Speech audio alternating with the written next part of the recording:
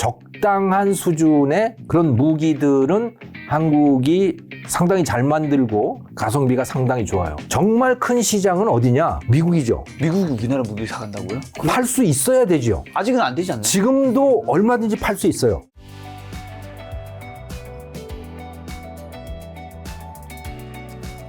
전 세계 곳곳에서 어쨌든 전쟁이 일어나는데 한국 K방산을 그들이 많이 선택하고 있다고요? 네, 세계적으로 이렇게 전쟁이 많아지니까 다들 그럼 전쟁 준비를 해야 될 거 아닙니까? 그렇죠. 그냥 당하고 있을 수는 없으니 거기에서 제일 전쟁 준비에 박차를 가하고 있는 데가 폴란드예요.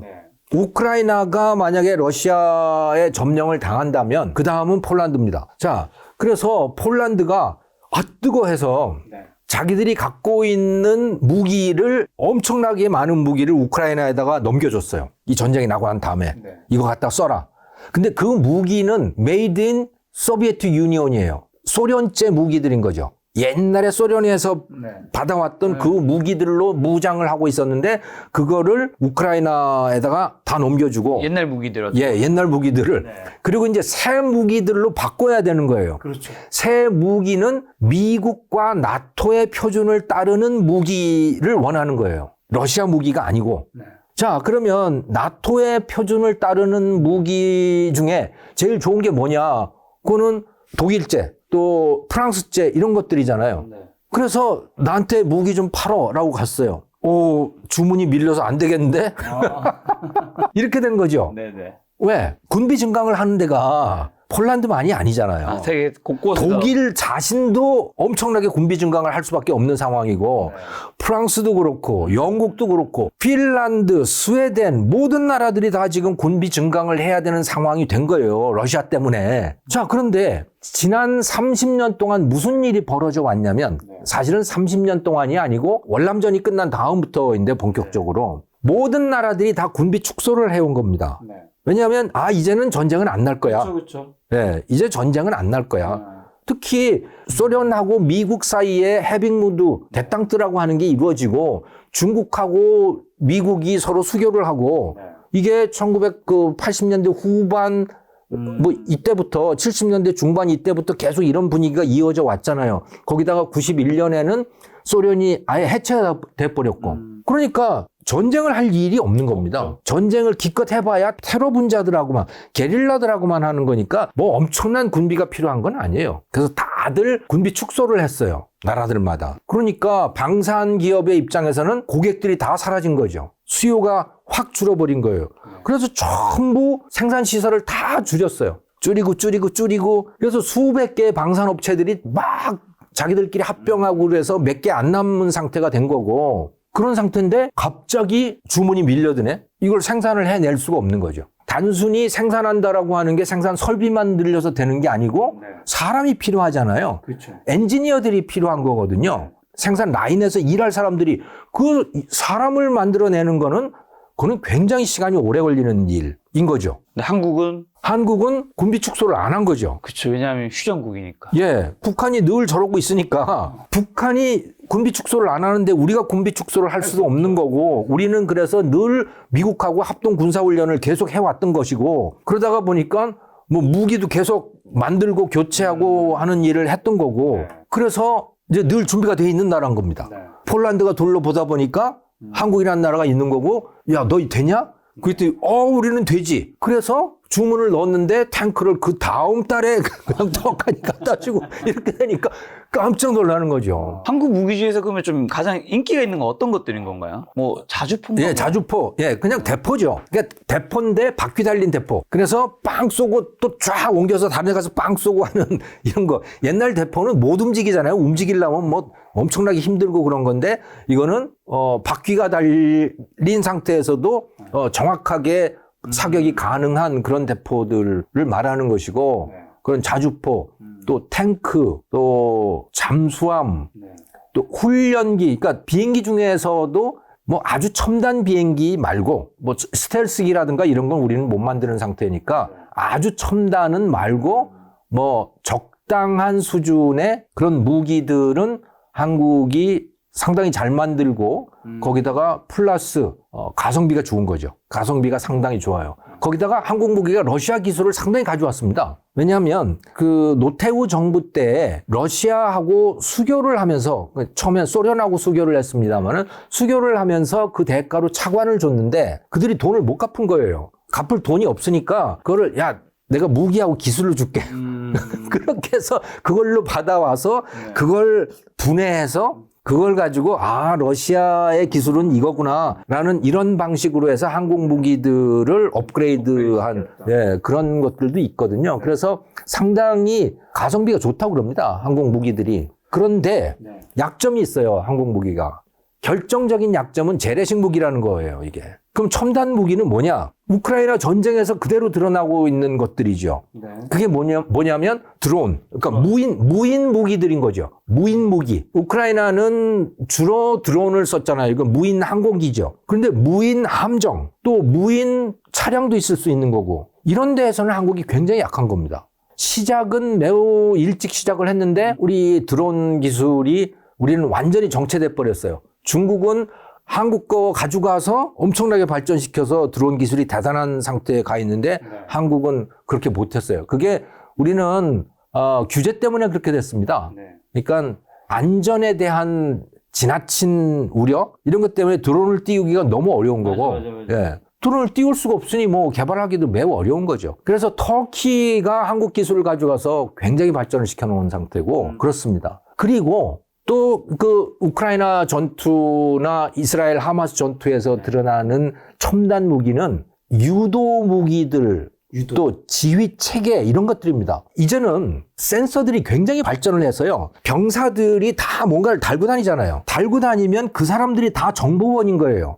거기서 소리와 영상과 수많은 것들이 취합이 되지 않습니까? 그 정보를 취합을 해서 그것을 종합해서 순간적으로 전투 지시를 내려야 되는 거예요. 지금 이스라엘이 그걸 하고 있는 거거든요. 그러니까 하마스가 터널 속에 많이 들어가 있잖아요. 근데 그것이 위에서는 안 보이지 않습니까? 지상에서는. 그래서 터널의 구조라든가 이런 것들은 전부 들어가서 봐야 되는 거예요. 그런데 그냥 봐서 육안으로 봐서 기억하는 거와 그게 아니고 전부 센서나 이 카메라나 이런 것들을 달고 들어가서 그 영상을 다 송출을 해서 그걸 가지고 본부에 있는 컴퓨터가 취합하고 종합하고 분석해서 지시를 내리는 이런 시스템, 이걸로 하는 거하고는 차원이 다른 거죠. 그러니까 이스라엘이 이게 굉장히 강한 거예요. 이런 것들이 첨단인 겁니다. 이런 게 첨단인데 한국은 약해요. 아직 이게 잘 안 되는 거죠. 자, 그러면 한국 무기는 작년에 어느 정도 수출됐고 올해 뭐 어떻게 보시는지랑 방위 어쨌든 산업인 거잖아요, 이것도. 방위 산업의 매력적인 이유가 있을까요? 이제 김 작가님이 또 투자 채널이니까요. 이쪽에 이제 요즘에 뭐 하나 에어로스페이스도 있고 뭐 관련된 대장주들도 있잖아요. 어떻게 보시나요? 일단 실적을 보면요. 2022년에 170억 달러를 수출을 했어요.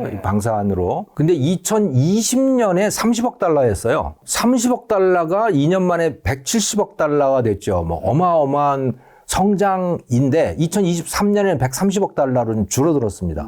그런데 이게 어느 정도의 크기냐? 우리나라 전체 수출액이 6천억 달러죠. 그중에 170억 달러예요. 그러니까 반도체 같은 거하고 비교를 해보면 사실은 정말 미약한 수준이고 반도체가 1,300억 달러 수출인가 뭐 그 정도 되거든요. 그러니까 이 규모로 보면 굉장히 작은 규모인데 성장률은 엄청난 성장률이고 그러니까 우리가 판매했던 시장이 작은 시장들이에요. 폴란드, 뭐 필리핀 뭐 이런 시장들이라고요. 정말 큰 시장은 어디냐? 미국이죠. 미국이 우리나라 무기 사간다고요? 팔 수 있어야 되죠. 아직은 안 되지 않나요? 지금도 얼마든지 팔 수 있어요. 특히 조선 분야, 함정은 얼마든지 팔 수 있습니다. 함정 내의 컨트롤 시스템은 아닌데 지금 말씀드린 그런 정보 종합하고 뭐 의사결정을 내리고 하는 그런 거는 아니지만 껍데기와 엔진과 뭐 이런 것들 있잖아요. 한국 배 잘 만드니까. 예, 배를 잘 만드니까 그걸 미국이 어느 정도 못하냐면 지금 미국의 그 핵잠수함들이 그냥 수리받기 위해서 기다리는 잠수함들이 너무 많아요. 그래서 제대로 쓰지를 못하고 있는 거예요. 그 왜 기다리고 있냐? 능력이 없는 거죠. 사람도 없고. 예. 그러면, 왜? 그래서 CNN 같은 데서 그런 제안을 하는 거예요. 아니, 왜, 배 잘 만드는데도 얼마나 많냐? 한국도 있고 일본도 그렇고 엄청난 조선소들이 다 있는데 이거 왜 거기를 쓰지 안 쓰냐고. 다 우리 그 미국의 동맹국들인데 네. 왜 안 쓸 것 같습니까? 미국의 일자리예요. 여기도 똑같은 거예요. 여기도 국회의원들이 표를 받아야 될 거 아닙니까? 그렇죠, 그렇죠. 예. 그러면 조선소가 있는 그 지역구가 있을 거 아닙니까? 또 조선이 또 일자리가 많이 필요하니까. 예. 그 조선소 일자리, 야, 내가 말이야, 뭐 일자리 몇 개 만들었어. 예산 얼마 따왔어. 뭐 이거 해야 되는데. 당연하죠. 예. 그런데 한국에다가 그 일자리를 넘기면 그러면 표를 못 받잖아요. 거기도 똑같은 겁니다, 지금. 예. 근데 기술적으로 또는 이 가성비 면에서 보면 뭐 100% 한국이 다 할 수 있어요. 미국의 함정 제조하는 거, 잠수함 제조하는 거 다 할 수 있습니다. 다만 거기에 뭐 핵 추진 관련된 부분이라든가 또 컨트롤 시스템 부분이라든가 이런 거는 그 미국 걸 갖다가 집어넣는다고 하더라도 그게 아니고 선체, 엔진 이런 거는 뭐 얼마든지 우리가 할 수 있고 세계 최고 수준. 약간 이잖아요. 반도체 파운드리 역할을 한국이 좀 조선도 똑같이 그런 걸 할 수 있는 것 같은 느낌이 드네요. 그렇죠, 그렇죠. 반도체 지금 말씀하셔서 잘 됐습니다만은 반도체도 최고의 것을 설계하는 데들은 다 미국 기업들이잖아요. 예, 퀄컴, AMD, 엔비디아 같은 다 설계 기업들이거든요. 그거를 제조하는 데는 TSMC, 삼성이란 말이죠. 네. 그러니까 여기도 마찬가지죠. 그러니까 컨트롤 시스템을 또 레이더라든가 뭐 이런 거, 그 유도 시스템이라든가 이런 것들은 미국이 그 시스템을 갖다가 설치를 하겠지만 그게 아니고 배 자체를 만드는 것은 한국이 최고인 거죠. 그러니까 그 정치적인 장벽만 넘을 수 있다면 우리가 얼마든지 지금보다 그야말로 방위산업을 주력산업으로 만들 수 있는 겁니다. 근데 방위산업은 제가 알기로 또 생각보다 돈이 안 남는다고 하신 분도 있더라고요. 이게 그거는 우리나라 국내 방위산업이에요. 국내 방위산업은 그러니까 한국군에 납품하는 방위산업인 거죠.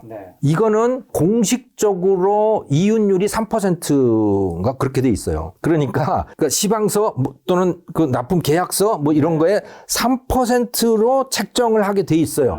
자, 그런데 남는 게 별로 없는 거군요. 성공을 하면 3%고요. 실패하면 그럼 마이너스죠. 그러면 그걸 누가 그걸 채워주냐? 안 채워줘요. 그러니까 오죽하면 삼성이 자기가 갖고 있던 그 삼성 탈레스라든가 이런 막강한 방위 기업체들을 그걸 다 한화한테 싹 다 넘겼겠어요. 그걸 하고 있으면 괜히 욕만 먹는 거예요. 그러니까 그것을 시작을 할 때 박정희 대통령이 1973년부터 우리나라가 중화학 산업을 본격적으로 시작을 했잖아요. 그러면서 이 재벌 기업들한테 당신네들 조선업, 여기는 뭐 항공, 여기는 뭐 기계 산업, 여기는 전자 뭐 이렇게 하고 은행 대출로 지원을 다 해주면서 자금 배정을 해주면서 자 이렇게 하는데 방위산업도 맡아. 방위산업을 다 갖다 맡긴 거예요. 하나씩 하나씩. 그래서 현대 같으면 탱크, 또 해군 함정, 또 삼성 같으면 정밀 기계, 또 항공, 또 LG 같으면 미사일 유도 시스템 뭐 이런 것들을 갖다 맡긴 거죠. 그러니까 이거는 안 남는 사업인 거예요. 그냥 나라를 위해서 해. 그렇죠, 그렇죠. 하라 그러니까 한 거고 또 안 할 수 없으니까 한 거고 그 덕분에 우리의 이 무기 수준이 상당히 높아졌지만 근데 이게 가다가 보니까 욕만 먹는 거예요. 맨날 방산 비리 터져 나오고 그런데 그 방산 비리라고 하는 게요. 방산 비리가 아니고 해외 무기 도입 비리인 겁니다. 외국에서 무기를 들여올 때 거기에 무슨 린다킴도 있고 예, 외국에서 들여온 무기의 도입 과정에서의 비리인데 이게 그냥 방산 비리가 돼버리는 거네요. 방산 비리니까 방산 기업이 다 비리를 한 것처럼 돼버리는 거고 그들이 욕을 먹는 거예요. 자기들은 손해만 보고 있는데 지금.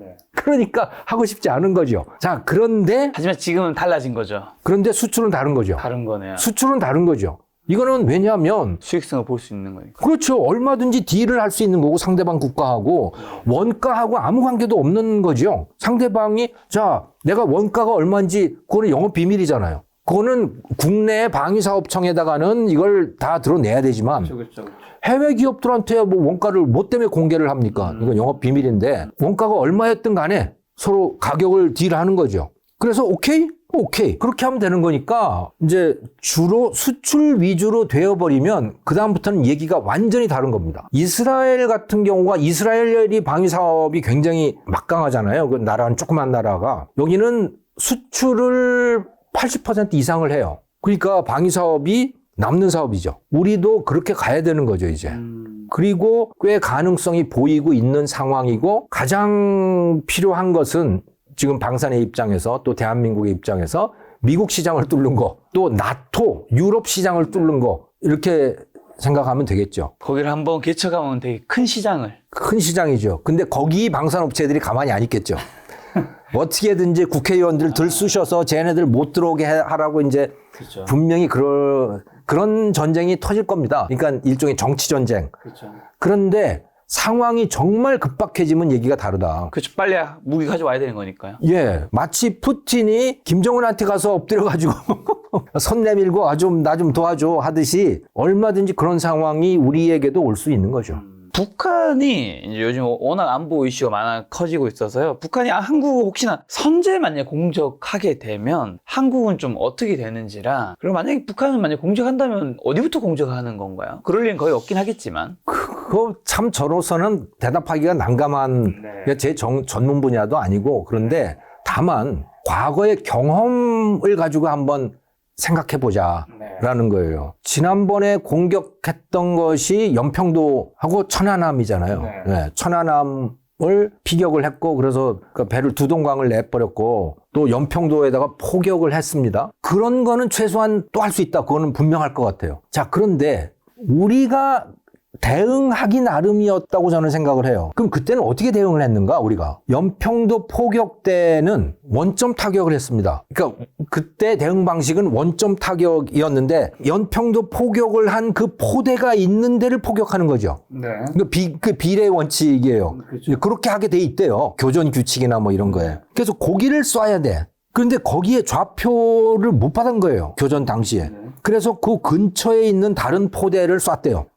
그래서 이 포대가 아마 치명적인 사상을 입었을 거라고 추측들을 하더라고요. 그런데 북한 군대가 연평도 쏜 거는 별로 피해가 그렇게 많지 않아요. 왜냐하면 형편없거든. 이들의 전투력이 형편없는 거예요. 그러니까 대포 자체가 문제가 있고 그래서 한 절반 정도는 바다에 빠졌다 그러고 나머지 들어온 것도 부대로 들어온 게 아니고 엉뚱한 데로 가서 떨어지고 뭐 폭발이 안 된 것들도 많고 뭐 그렇다고 하더라고요. 그러니까 형편없는 거지 이들의 전투력이라고 하는 게. 그러니까 북한의 전투력은 이런 것들을 놓고 보면 또 탈북자들의 증언들을 종합해 보면 북한의 재래식 무기 전투력은 형편없다. 형편없다. 예, 그 전쟁이 안 된다 기본적으로. 예, 핵무기는 어떨지 모르겠다. 그렇죠. 핵무기는 이거는 안 해봤으니까 알 수가 없는 거죠. 근데 뭐 어쨌든 지금 뭐 굉장히 허풍은 피우고 있는 거니까 그 말대로 하면 정말 무시무시한 건데 핵무기를 쓸지 안 쓸지는 알 수가 없는 거고 재래식 무기로 하면 연평도 포격 또 천안함 격침 같은 거를 할 수 있다. 만약에 그런데 우리가 대량 보복을 했다면 얘기가 달라요. 예를 들어서 연평도 포격 당하고 또 천안함 폭침 당했을 때 우리가 평양을 공격을 했다면 그렇다면 걔들도 그 다음에는 공격 못 해요. 공격 못 하나요? 공격 못 하죠. 겁나서 어떻게 하겠어요. 저들도 당하는데. 그런데 이거는 김정은의 입장에서 보면요. 아쉬울 게 없는 전투예요. 왜냐? 자, 원점 타격하잖아요.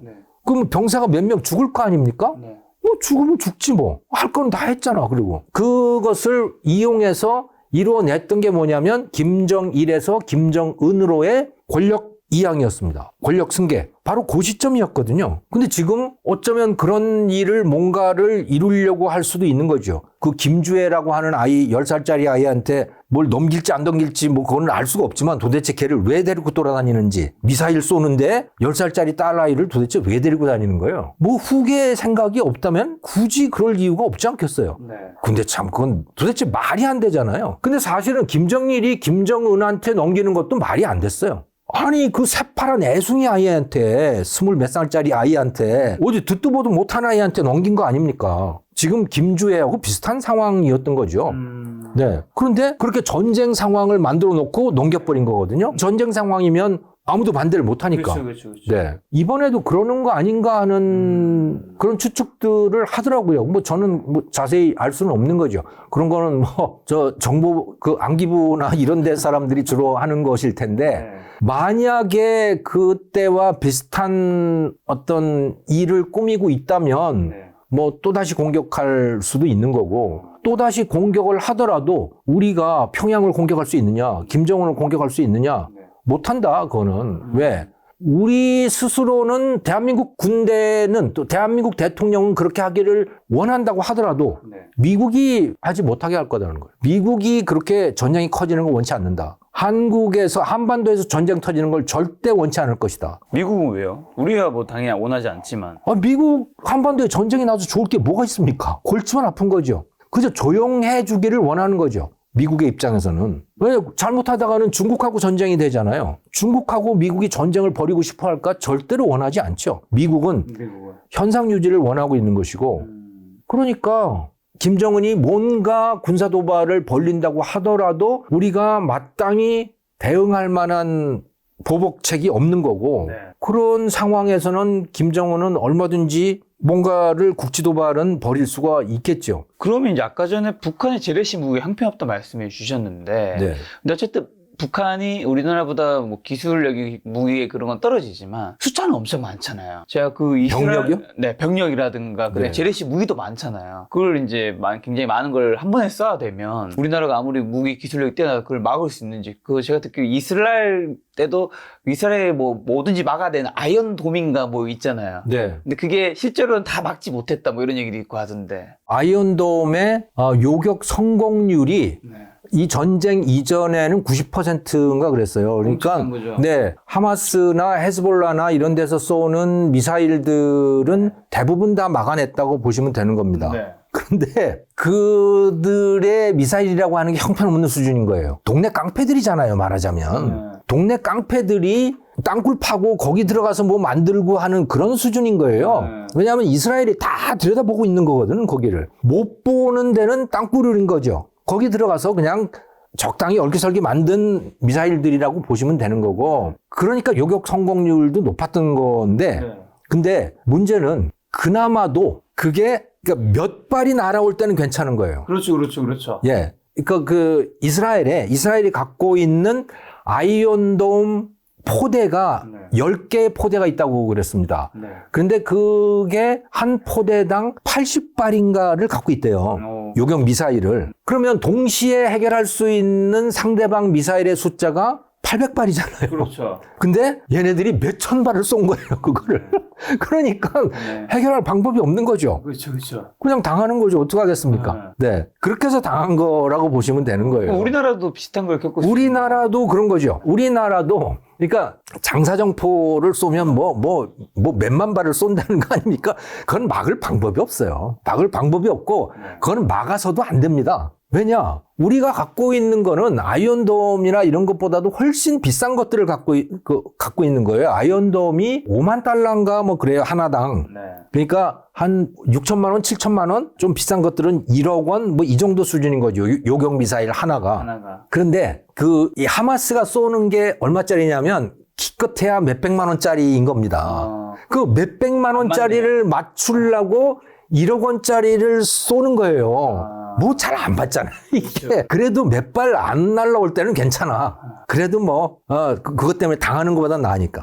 근데 수천 발을 쏘면요, 그 돈을 감당할 수가 없어요. 그런데 우리나라가 쏘는 뭐 사드 미사일 뭐 이런 것들 있잖아요. 엄청 비싸죠. 이거는 사드 같은 거는 그건 100억 넘을 거예요, 한 발에. 또 무슨 천궁이니 뭐 이런 것들 있잖아요.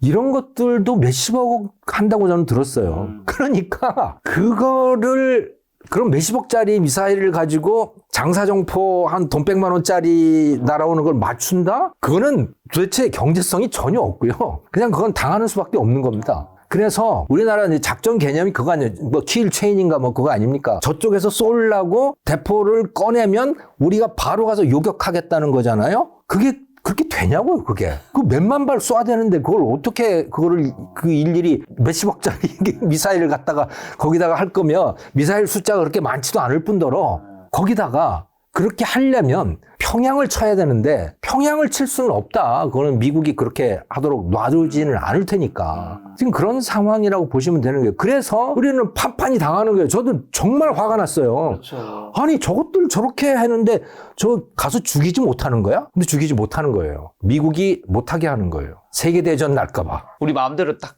할 수 없는. 그렇죠. 전시 작전 통제권을 우리가 갖고 와야 되는데 그렇게 되면 이제 미국하고는 빠이빠이가 되는 거죠. 미군의 보호는 없다고 봐야 되는 거죠. 미군의 보호가 아무래도 또 중요할 텐데, 그럼 지정할 리스크에서 마지막 질문으로 북한과 전쟁 시 아니면 전쟁을 막기 위해서 한국에게 반드시 필요한 건 좀 뭘까요? 저는 이미 말씀을 드렸지만 북한이 까불면 너 10배로 당한다. 그럴 수 있는 능력을 확보하도록 외교적인 해결책을 마련해야 된다고 봅니다. 이제는. 군사적으로는 얼마든지 가능하다. 그게. 너 도발하면 너 끝이야. 라고 하는 것을 뭐 핵을 제외하고 나면 얼마든지 가능하다. 네, 그게 객관적으로 다 증명이 돼 있는 거니까. 그런데 그렇게 하려면 미국의 수락을 받아야 되는 것이고 미국은 지금까지 수락을 하지 않았었고 그러니까 이제는 그거를 우리가 그런 권한 또 그런 재량권을 가질 수 있도록 미국하고 협상을 잘 벌려야 되죠. 저는 오히려 트럼프가 대통령이 되면 저는 가능성도 있다고 봐요. 왜냐하면 트럼프는 한국을 지켜줄 생각이 별로 없을 거거든요. 너 주한미군에 대해서 야 우리가 돈을 쓰니까 너 거기에 대해서 돈 내놔 라고 하는 거 아닙니까? 트럼프는. 그거 확실하거든요. 그래 너 돈 줄게. 그런데 그럼 나도 내 마음대로 할 거야? 이런 능력을 우리도 가져야 되는 거죠. 그런 재량권을.